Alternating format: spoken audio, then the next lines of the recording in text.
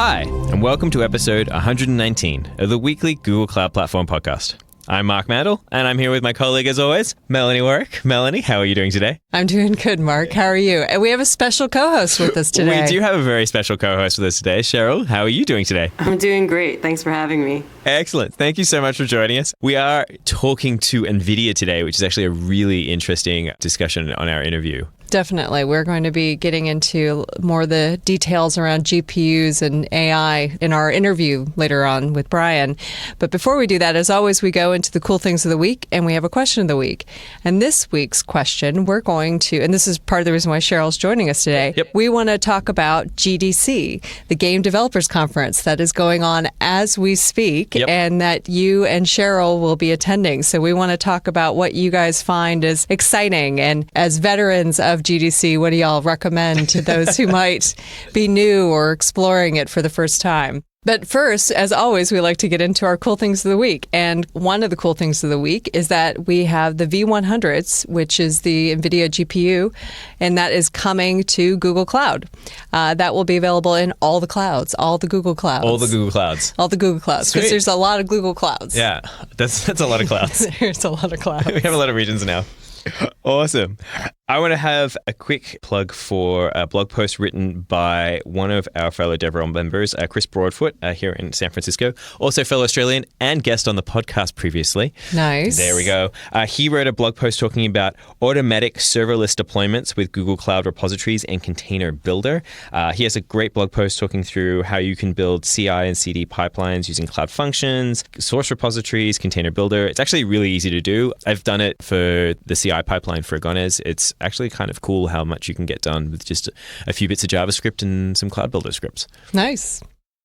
And Sherol, did you have something you wanted to share? Oh, yeah. Two of the projects on the Magenta team have had a launch this past week. It's been really exciting, a lot of buzz. It's interesting because one is on the research side of machine learning and creativity, and then the second one is on the productization of creative machine learning for creativity. So both of these, the research side, we have Music VAE, and on the product side, we have NSynth Super, which is an open source piece of hardware that runs machine learning models to generate sounds for music. That's pretty cool. Awesome. We'll have to dive into it more detail in a later, podcast. I think we might have to do a Magenta episode. I think that might be something we need to do. Well, so the last thing we want to mention for this week in terms of cool things of the week is that there's this great article out there on the building blocks of interpretability, and we'll share a link in the show notes as always. What this article goes over is the different techniques and approaches that have been used and explored for interpretability for machine learning, especially neural nets like feature visualization, attribution, dimensionality reduction. But it's looking at it and trying to take those approaches as building blocks and combine them. And that's what's unique in this article in particular. And it's trying to do it in a way that's human scale, as it says, something that's understandable by humans. So we'll share that. It's interesting. And yeah, I think that covers us for cool things of the week. Awesome. Well, why don't we go have a chat with our buddy over at NVIDIA? Sounds good. Let's do that. So on this week's podcast, we are excited to have join us Bryan Catanzaro, who is the VP of Applied Deep Learning Research at NVIDIA. Hey. Good afternoon. And so, Bryan, can you tell us a little about yourself and the work that you're doing now and the work you've done in the past? Sure. So I lead a team of researchers here at NVIDIA that's focused on using deep learning to make NVIDIA's products better and NVIDIA's processes better. And so we're looking at a bunch of different ways of using AI in lots of different domains, ranging from video games to chip design and all sorts of stuff in between. So it's an exciting time to be working in AI applications. There's a lot of diamonds on the beach waiting for people to pick them up and change the way that we do things. And so it's a pretty exciting project. Definitely. And, in terms of NVIDIA, I know NVIDIA has led the way when it comes to GPUs, and GPUs have played such a significant role in the deep learning space, as well as the gaming space. We were talking about this actually right before we started the podcast, but how impressive it is that NVIDIA's strategy around GPUs in particular has shifted over the last few years alone. Yeah. And can you speak to that a little bit? I think NVIDIA has always had a strong belief that GPUs as a throughput-oriented processor were going to change the world beyond gaming. And more than 10 years ago, NVIDIA started investing in CUDA, which is our language and sort of ecosystem for programming throughput-oriented computers. And at the beginning, we were a little bit less certain about what applications were going to need this power and what was actually going to change in the world, because we had this new way of thinking about algorithms and computation.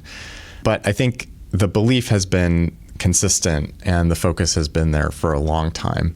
Deep learning happened to be the most important of all of the applications that need high throughput computation. And so once NVIDIA saw that, it was basically instant. The whole company latched onto it because they realized this is our chance to make a difference. And, I happened to be involved in that a little bit. I was one of the very first people working on deep learning back at NVIDIA Research back in 2012. And, we were having fun and doing this research project. And like many research projects, it wasn't clear to me at the time, like whether this was going to be something fun or whether this was going to be something that really changed the world. But the amount of interest in our work was really surprising. Like the results were good and people started paying a lot of attention to it. And I started meeting with a lot of different people at NVIDIA, and they kind of saw, the whole company kind of saw like, wow, this could be really big for us. And so everybody latched onto it. Do you remember a specific time when you were doing that research that stood out to you that made you go, oh, wow, this is much more impactful than I expected? Or a specific moment that comes to mind? Yeah, so one of the things that attracted some attention, we published a paper at ICML in 2013, and this was me collaborating with a group of researchers at Stanford, including Adam Coates and Andrew Ng, where we were able to take approach to unsupervised learning that was pioneered actually in the Google Brain team by Kwok Le, and we were able to replicate that using far, far fewer computers.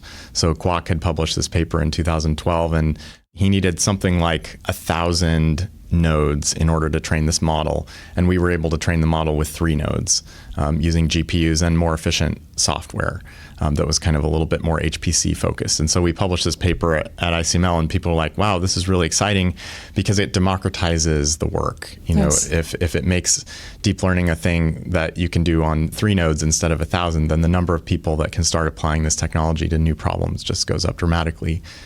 And that was something that caught a lot of attention. And just to confirm, when you're talking about what you were working on, this is cuDNN. So this was actually before cuDNN existed. Okay. So I did this with Adam and Andrew, and that was really exciting. And I started talking to more deep learning researchers. And actually, the person that inspired me to make cuDNN was Rob Fergus, who was a professor at New York University, one of Jan LeCun's collaborators. And I think Rob is now at Facebook.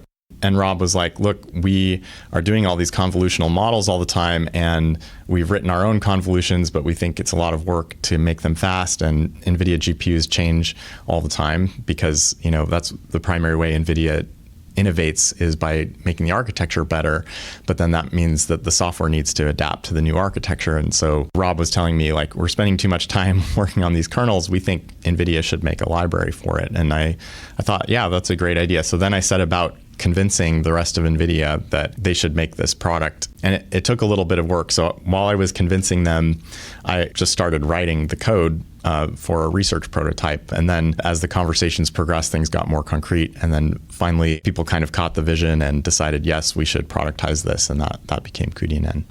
So this sounds really cool. I know, as we've said before on the podcast, Melanie's the ML's expert, and I'm sort of the person who... You're the gaming expert. Who barely understands math.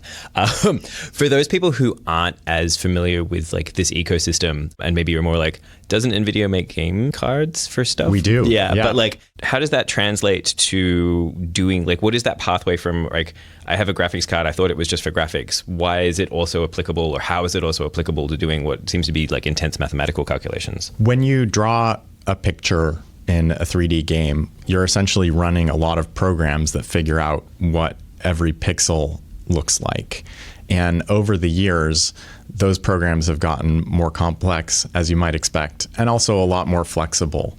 It used to be that GPUs were very fixed function machines where you kind of just gave it a list of triangles and it rasterized them. But nowadays, to do the complex lighting and texturing and reflections and so forth, all of that is done by writing programs, but very parallel programs. And so it turns out actually that the workload in modern games often is majority of the time is being spent running compute programs rather than running traditional graphics workloads. And so there's been an evolution in graphics towards more flexibility and more parallel computing and less fixed function graphics. And so GPUs have had to evolve to support that. At the same time, if you have a really high throughput parallel processor that can be used for arbitrary computation, it turns out there's a lot of things that you can do with it, including AI.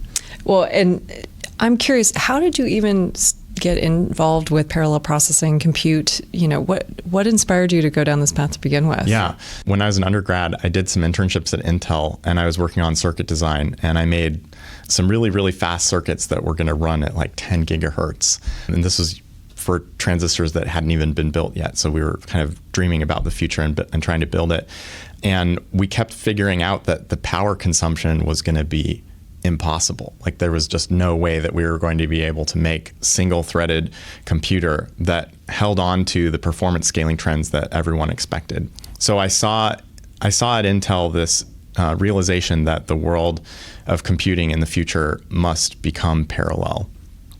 And so when I went to graduate school, I decided to focus on parallel computing frameworks for programming parallel computers and applications of parallel computers. And the one that really struck me as most promising was machine learning. And so that's how I ended up spending my PhD on programming frameworks for parallel processors and machine learning applications, because I felt like that was the most important thing you could do with a parallel computer.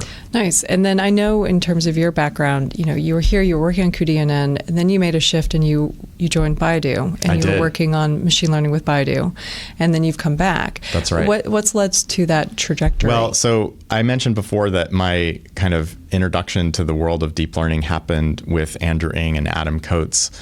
They founded this lab at Baidu, the Silicon Valley AI lab, and asked me to come join them. And I felt like it was a great opportunity for me to get closer to applications. I really loved working on cuDNN. I'm very proud of it. And I felt like I want to be a little bit closer to how we take AI and make it into something that solves a problem that people really need to be solved. And so I felt like working with the Silicon Valley AI lab at Baidu gave me a great chance to get closer to applications. And then, I'd been there for about 2.5 years, and I felt like I had accomplished my mission, was looking around to figure out what my next project should be. And Jensen Huang, NVIDIA's CEO, called me up and said, hey, we'd really like you to come back to NVIDIA and found a lab focused on research, figuring out how to apply AI to problems that we have at NVIDIA. And I thought, well, that's great, because I love NVIDIA. I've always, been sort of an ally of NVIDIA because I believe in the technology, and a chance to come back and focus on the applications that I really wanted to do. It seemed like a great opportunity. What kind of applications do you work on? So my team right now is mostly focused on 3 areas. One of them is graphics. One of them is text, and the other is audio. Nice. So with graphics, we're really excited about the opportunities to change the way that graphics is created and rendered by using deep learning.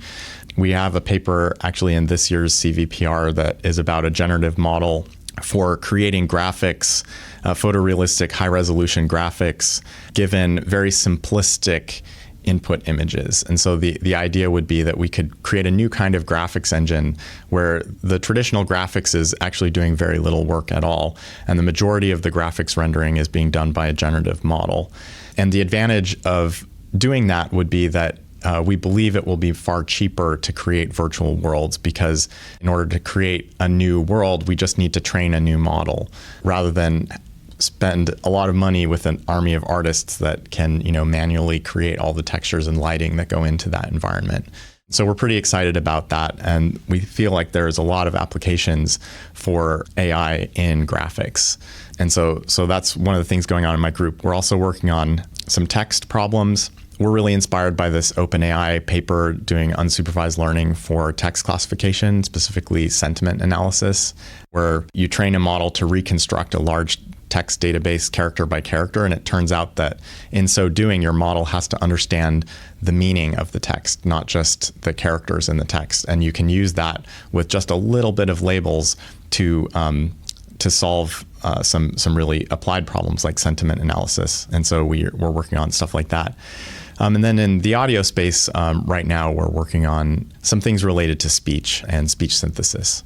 So in terms of doing this type of work, you're trying to also set it up to make it accessible to users of the GPUs, I assume. Absolutely. Yeah. One of the great things about working at NVIDIA is that we get to open source a lot of the work that we're doing. In fact, all of the projects that I'm mentioning, we have either open sourced or we're in the process of open sourcing. And one of the reasons that we can do that is because the more we inspire other people to do AI, then the better it is for NVIDIA, because so much of AI happens on GPUs. And so we can make the world a better place by giving people new technology that they can use to solve problems, and it also helps NVIDIA's business. And so it's a great thing for us to open source our work. Right. And then I know you've done the work in the past on cuDNN and really driving software to help people optimize working on GPUs. But then there's GPUs that have been actually built, specifically Volta, to help with deep learning. Can you speak to a little bit about Volta and how it works and helps people improve their processing of deep learning? Yeah. So Volta is the first GPU that NVIDIA made kind of after it woke up to the possibilities of deep learning. And NVIDIA believes, I think, more strongly than any other organization that I've seen in the power of specialized architecture. You know, that's kind of really what has made NVIDIA successful from the beginning, is the company builds chips to solve important problems and that are tailored to those particular problems. So when NVIDIA decided deep learning is the most important thing that we're going to be using our GPUs for, the next step was to customize the architecture for deep learning, and Volta is the first fruits of that effort. And so the computational capabilities of Volta are really astounding. You know, one Volta GPU can run at over 120 teraflops when you're training a model. And that's, you know, about 10 times faster than the speed that you would get on our prior generation GPU. And so that's a really exciting capability. How does the architecture for something like Volta differ from something like a graphics GPU? Volta is different in a lot of ways from our previous GPUs. It's just a lot more focused on compute workloads. So especially the memory subsystem has been beefed up to handle the kinds of data patterns that are required in a lot of compute workloads. It also has a lot faster integer arithmetic, which is really useful for addressing math and, you know, more, I would say, complicated workloads where you need to do a lot of indexing math to figure out what data you're going to load and operate on. So the whole architecture has been revamped. And then in addition to all those other features, we added Tensor Cores, which are essentially matrix multiply units that can do small matrix 4x4x4 matrix multiplications.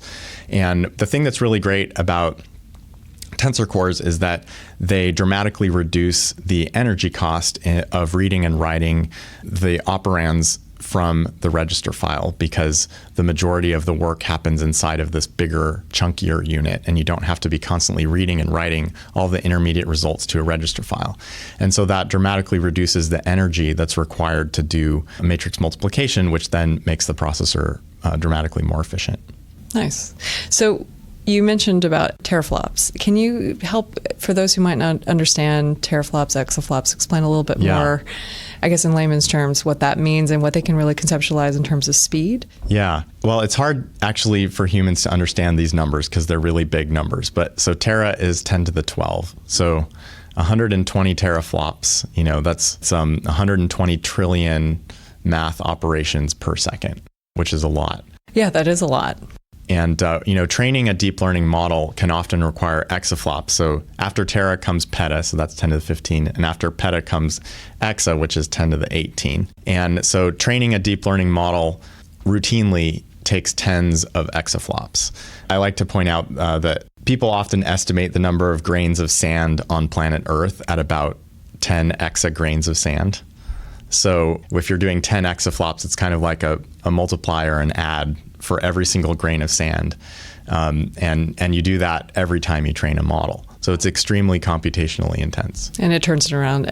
I mean, the speed at which it can turn around some of these models that are becoming larger and larger and have more data that they're trying to process, it has its impact. It's very important at the end of the day. It is. Yeah. Yeah. I mean, when you're trying to solve a problem with AI, you have to iterate because it's a search. right? Like you have to find the right model, you have to find the right hyperparameters, you have to find the right data, and that requires a lot of search. And so as you create a model and you train it, you learn things about it. You learn when it is doing well. You learn when it's not doing well. You find bugs. You fix hyperparameters. This requires training the model many, many times. And the quicker you can do it, the faster a developer can iterate. And that leads to better results. And so people find that having access to this kind of compute capability, it not just makes the work go faster, but it actually changes the kind of problems that they can attempt, because there's problems that they can try that they just never would have been able to try without it. And when you talk about training, there's training and there's also inference. And so Volta is a wonderful GPU to be using from a training perspective. Is that also architected for inference, or do you have other options specifically? Yeah. And I know the answer, but I wanted to give you the chance to. Yeah, so let me explain a little bit of the difference between training and inference first. So that would be great. Training is a search. Like I said, you're trying to find a model. So the model may have hundreds of millions or billions of parameters, and you need to fine tune every one of those to find the right number. And so it's a search, and you're searching for it guided by your data. And so we often talk about back propagation. What that means is you do forward propagation, where you use the model to make a guess about what the output should be. Say if we're doing speech recognition, and the input is a WAV file and the output is text. So we run a bunch of WAV files through and we get the guesses for what those WAV files contain. But then we know what the right answer should be. We have what's called labels. We can use those labels to figure out what the error was. Where was the model wrong? And then we use that to update the weights, just tweak them just a little bit.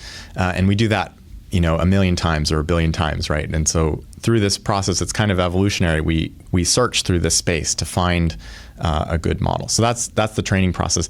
The serving process or inference process, that's just performing the forward propagation, or given an input, what is the output of that model? So we're just pushing the data forward through the model. Just the prediction or the classification. Just the prediction or the classification. So that computationally is simpler because, it's only doing the forward pass. It's not doing the backward pass, and it's not doing the learning. But it has different characteristics algorithmically. And so it makes sense to have software and hardware that is tailored for both of them in different ways. And so it turns out Volta is actually a great GPU for inference. I'm actually very excited about using Voltas for inference. The biggest problem, I think, right now with Voltas is that there's just not enough Voltas in the world. And all the Voltas that we make get sucked up to go into training because people need that so much. Whereas inference workloads are often smaller, and so people can get by with smaller processors. But I do believe in the future that we're going to see big inference workloads that require even a Volta to deploy. So I am excited about both training and inference for Volta. But NVIDIA also has other products specifically designed for the inference market. For example, the Tesla P4. It's a small, I think it's 50 to 75 watt GPU, and it has some low precision arithmetic instructions, because in inference you don't need nearly as many bits in order to get a good result as you do during training. And so the Tesla P4 is a really good ops per second per watt processor for the inference market. You said something interesting just before, where you were talking about with the newer GPUs, you were able to do things you weren't possibly able to do before. Possibly inspirationally, what are the things that you're able to do now that you weren't actually able to do before? Well, I'll speak a little bit to graphics because we're really excited about that at NVIDIA. But recently there's been some incredible generative models for graphics that we've seen, including the progressive GAN, which generates very high resolution, very high quality images. They trained it on the celeb face data set, and the faces that it generates are pretty indistinguishable from real pictures of people, even though they're completely invented by this model. And I think the leap in fidelity for GANs, when you are able to train them on larger data sets for longer periods of time, is quite incredible and changes the kinds of applications you can do with GANs. The paper that I mentioned that we've been working on about synthesizing photorealistic images from semantic labels, that work also, I think, is pretty surprising. Like, I often look at the output of that model, and it takes me quite a long time to figure out, like, is this a fake image or is this a real image? And that just would not have been possible without this processing power.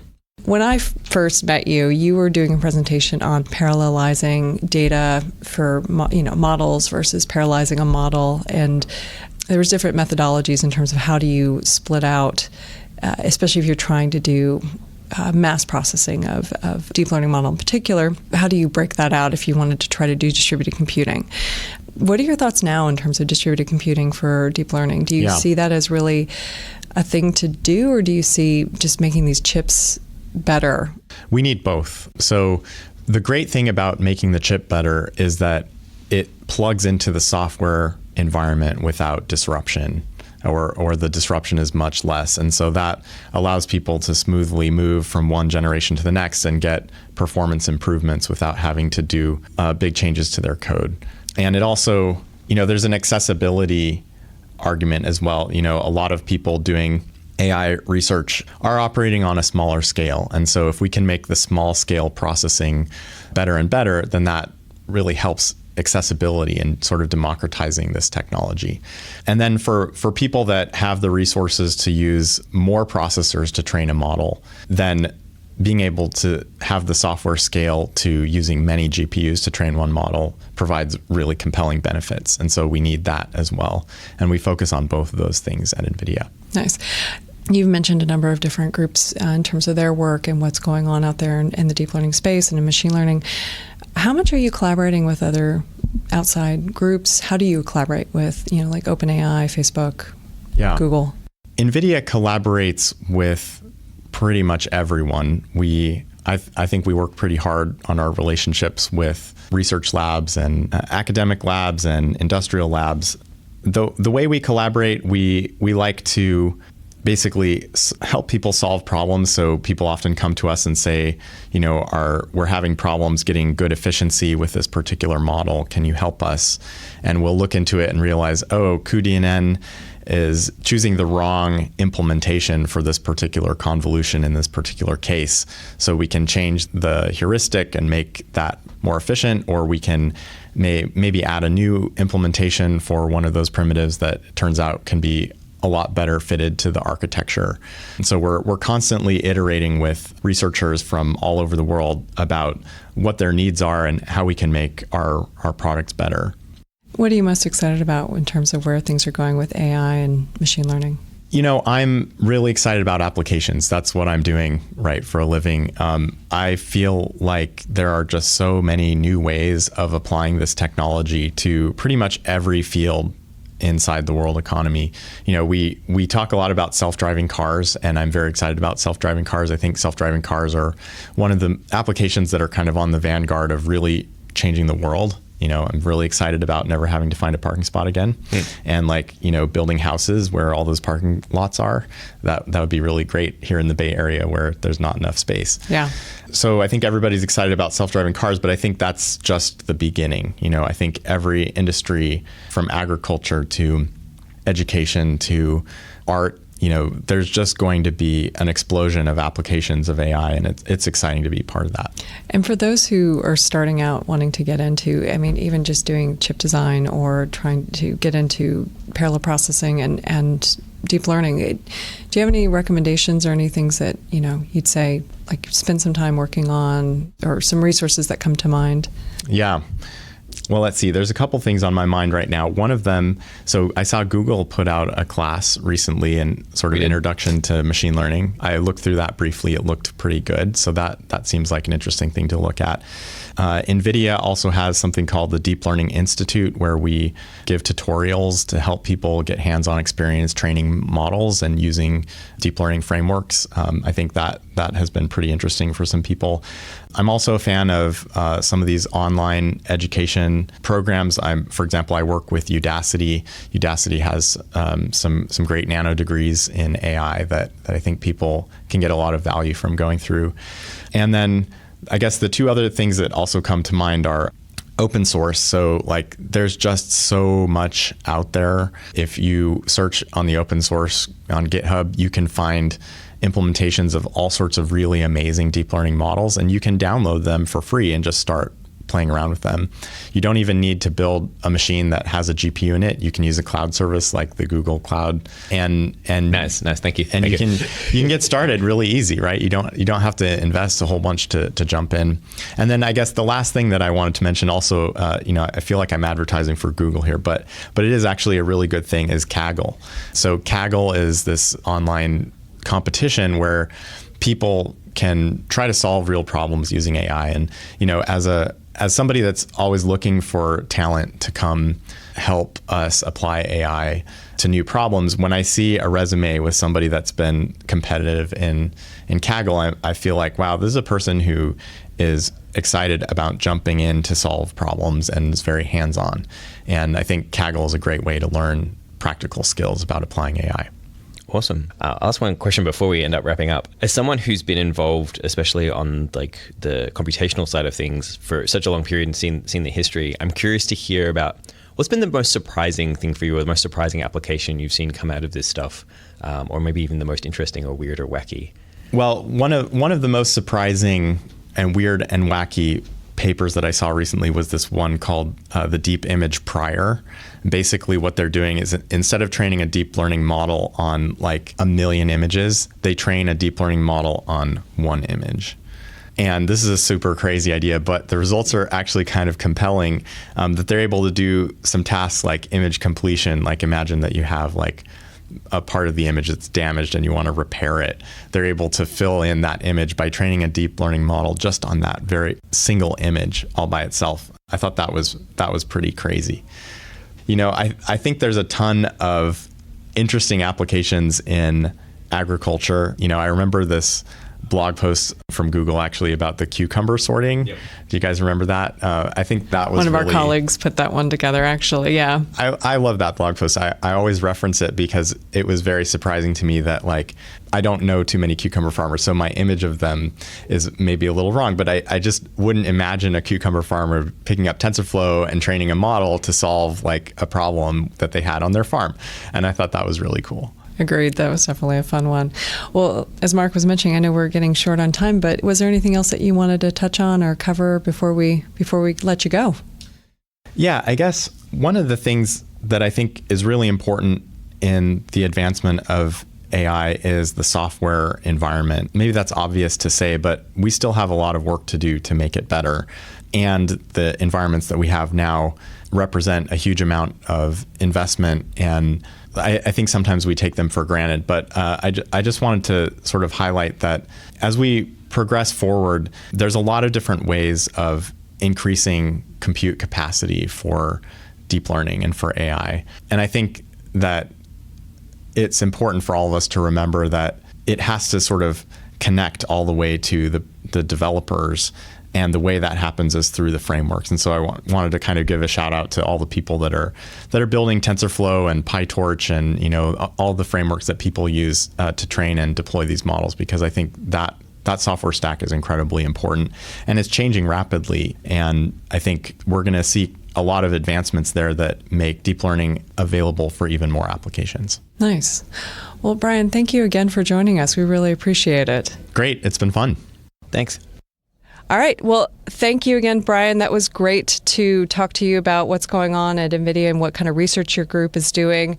And as we mentioned in the cool things, we have the NVIDIA Tesla V100s that are the world's most advanced data center GPU that's going to be available in the Google Cloud. Now, I think it's time for us to dive into Question of the Week. And so the question of the week roughly is, Sherol, Mark, you both have been to GDC a lot, and you know a lot about the conference and the community. So what can you tell us as experts of the space? I think Sherol should go first. She's been going for way longer than I have. Yeah, I think at some point in my computer science undergrad, I was like, the reason I'm in this was to make video games ever since I was, 5 years old or something. And I was like, where do I go to find out? So then I went to my first GDC, was like amazed, because back then when I was in undergrad, people were like, making games. Like, you can't do that for a living. And then I found this huge event with like tens of thousands of people where that's what everybody did, and have been going for 10 years to GDC. Nice. And how long have you been going for, Mark? 2 years, 3 years. I feel like I'm still taking baby steps compared to Sherol. Well, what's your favorite thing about going to GDC? I think this is probably similar to Mark. Like, we both love games. We love playing games. We like the idea of that creative space of making games. We love new experiences that come through games, and GDC is where you kind of find the people that are like us, people who are out there creating and innovating in this space. Nice. And after, a few years, it just becomes about connecting with developers. Yeah, I would echo that 100% what Sherol said. Definitely, it's the people. The diversity of people and the backgrounds that they have is wonderful. It meets so many people who come from academic backgrounds with a variety of research, people who come from creative backgrounds, from writing backgrounds, from UX, from programming. It's always a interesting mix of ideas and people coming together to produce some often very interesting things. Granted, we're releasing this on a Wednesday, as always. It's in the middle of the week, in the middle of the conference. But what is some of the activities that you're like, you must go to this or you must check this out, when you go to GDC, especially if you're new to GDC? So for me, I think one of the greatest gateways to GDC is the parties. It's great because after going once, you immediately notice that it's divided up into communities as well as, a whole gathering of game developers. And honestly, if you're there, I think the IGDA group, International Game Developers Association, is always putting out events to kind of cultivate a great community within the developers in games, and finding a community to plug into is actually not hard. You just have to it's just meeting one friend to the next friend to the next friend, and eventually you'll be having to be triple booked because you're part of so many different communities. I'll tell a little story here since Sherol's here, and I think it's lovely. So the first year I went to GDC, I was there for Google, staffed the booth, did that, it was all fine. We had a good time, it was great. Next year Sherol joins Google, and I was we're going to do GDC. We actually met at that booth, right? We did meet at the booth that year. That was before you joined. Right before I joined, I was at GDC, and I decided, I was like, I'm going to go work for Google. I had already been in that process. I had met with the hiring manager. Things were looking good. And then I was I'm going to work on DevRel for Google. And I got to meet Mark for the first time. I think that was the first time we met. That's true. Yeah. That is true. Anyway, yeah. So second year that I go to GDC, Sherol's on the team, and I'm like, we're going to GDC, and she's like, cool, I'm coming too and doing stuff as well. And she was like, but let me show you how to GDC. Nice. and as at that point, she introduced me to the Fellowship of GDC Parties. It's a group on Facebook. Every year they get together and do this crowdsourcing of all the parties at GDC. She introduced me to all the CAs that are all the volunteers that run. They're not volunteers, actually, they're employees that run all the events. You see them wandering around, helping people out. And yeah, Sherol was amazing and really sort of taking me to that next level of GDC. She took me under her wing and really kind of showed me the ropes. She was your sage. She was my mentor. Your mentor through the process. That's fantastic. Well, that's great. And anything else you'd say, make sure to plug for GDC for this year that you're like, hey, don't forget about? Always go to Alt Control GDC. That's the experimental area. I love that place. You always see some of the weirdest stuff. I think last year I saw a game that involved people having to blow into a box, and that was your interaction. And there were two people on either side, and it was just weird. There was a lot of weird stuff, but it's also wonderful, and you see some really creative stuff there. That sounds fun. That also reminds me of the experimental game design challenge that Robin Huneke does with a group of people. And I think the experimental stuff is definitely very cool because it's the most forward-thinking of the stuff that you'll see. You'll also see really cool postmortems of some of the biggest hits of the last year, which is really interesting to dissect as well. That's fun. So in terms of where people will find you guys next, where will people find you? So at GDC itself, so we're sponsoring the Women in Games International Party, which was yesterday, so that doesn't help anybody. On Wednesday itself, I will be talking at 3:30. There's a sponsor session we're doing with Firebase and Google Cloud, so we're doing a little What's New session where we're going to talk about a bunch of stuff there. Thursday, I will also be talking at the Google booth, doing a little talk on Agones at 12:30, and then doing an Ask the Expert session after that for about an hour as well. Sherol, I know you're up to a bunch of stuff. What are you up to? Yeah, actually, GDC, we're in the middle of GDC right now. There's been really amazing events that have happened. Google. At Google, we sponsored Blacks in Gaming awards ceremony that happened yesterday. Also, we're really happy to have been sponsors of Serious Games Awards. These are both IGDA events. IGDA is an amazing organization that does a lot in the community, of course. My talk was actually yesterday. I talked about machine learning in games. Just looking forward, I mean, Wednesday's kind of the big day. This is where like majority of the people show up. So Wednesday tonight, it's gonna be a lot of parties. It's gonna be a lot of parties tomorrow night, and I'll just be kind of hanging around, catching up with people. Like just kind of a lot of this is going to be lunches with different groups and different collaborators that I've had in the past. And you both were just saying before we started recording about how this year it's very heavy machine learning based. Is that right? I don't know about heavy, but I'm definitely seeing that influence there. I mean, there's so many sessions that are at GDC for a variety of stuff, but I'm seeing some roundtables. I'm seeing a bunch of talks about neural networks. I think there's going to be a definite crossover between AI from a game sense and an AI from a machine learning sense. What do you take on that? You definitely have much more introspection into this area than I do. Yeah, well, also one of the things that we're sponsoring is the AI Game Developers Summit. They have a reception, so we're not sponsoring the summit itself. But yeah, it's interesting because I think there's been apprehensions of deep learning in games because in games it's really easy to create cognitive dissonance in an experience. It's interesting that like now we're in a day where deep learning's effectiveness has gone up by so much that we're trying to figure out how to leverage this technology to create better, deeper, more immersive games. So I will ask one last question for both of you. Uh-oh. Favorite game? Oh, that's easy. So for me, still, I still put it out to the Mass Effect series. I'm just a huge fan of that whole world. Love the writing, love the direction. Just huge fan. Yeah, for me, Final Fantasy. My Twitter handle is FF Paladin, and Final Fantasy has just. It's the game that made me want to make games, so it's got to be a favorite. But I have to say, I've been playing a lot of Hearthstone. That dungeon crawl is so good. I don't know if you've played it, Mark, but it's really good. Not in a while, actually. I'm in the middle of a big BioWare binge talking about Mass Effect. I've been playing Dragon Age Origins, so I'm going back to the beginning. I've gone back to the beginning, and I'm just going to play all the way through all of it. And I'm just having so much fun. Yeah, I've been wanting to play that series. I've heard a lot. I haven't actually played that many Western RPGs, but it's good. Hearthstone, you have to try it out. Like just log in and do the dungeon crawl. It's like excellent game design and really fun. They did a really good job with that. Nice. Cool. I will check it out. Well, cool. All right. Well, anything else you both wanted to talk about in regards to GDC that we didn't already cover? My last advice is just bring a lot of business cards because you end up meeting so many people and you'll leave with a huge stack of contacts. Definitely. Well, great. Thanks again, Sherol. I'm so glad you were able to join us. And I'll do one little last plug that has nothing to do with GDC and instead mention GTC, which is NVIDIA's technology. It's their GPU technology conference that's coming up, and that's going to be next week. Nice. So just give a little shout out to that. And then, Sherol, you had one other thing? The TensorFlow Dev Summit. It's next week. TensorFlow Dev Summit is coming up, and that's going to have live stream talks. The talks will definitely be there afterwards.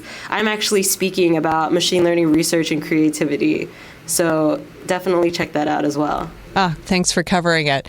Anything else, Mark, that we wanted to mention before we close out this week? I plan on sleeping a lot after GDC. So no one can find you. Yeah, Don't look for you. I'm taking some time off. You're finally Agonas, GDC. I'm done. You are done for the rest of the year. Awesome. Well, Melanie, Sherol, thank you so much for joining us for yet another episode of the podcast. Thanks so much for having me. Thank you. Take care. Wonderful, and thank you all for listening, and we'll see you all next week.